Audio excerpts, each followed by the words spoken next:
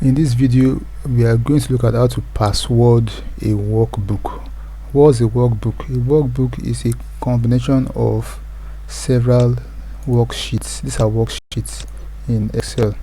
Now, say you have important information in a workbook and you want to password lock it.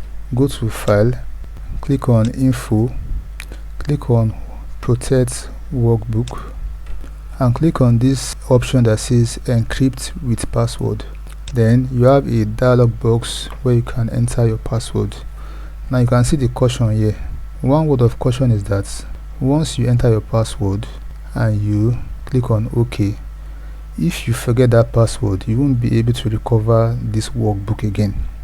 So make sure you write down your password in a safe place so that in case you forget the password, you can always get it back to open your workbook.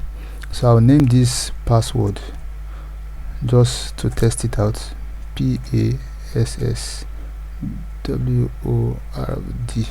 So click on OK.